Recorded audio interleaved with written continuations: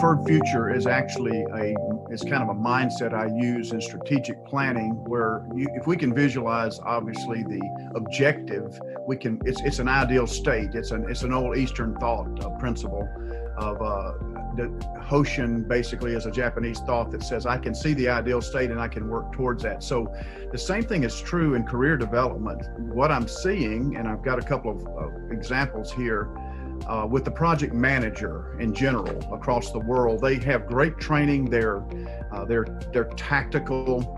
They're transactional, as you call it. They're not necessarily all left-brainers, but they know how to push projects through.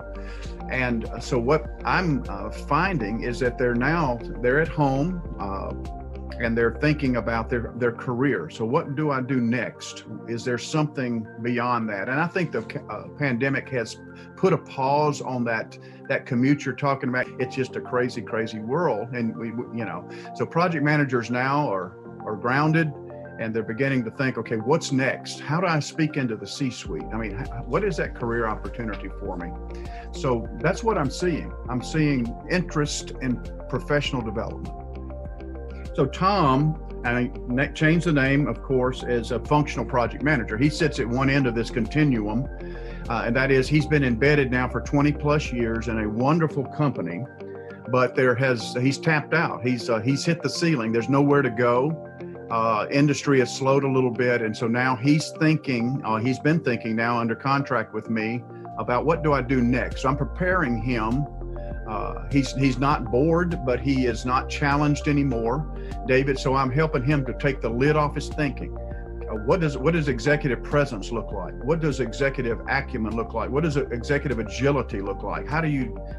If you were to get a new job, how well would you interview outside of project management? So that's Tom. He's on that functional end. He's kind of somewhat embedded in an organization.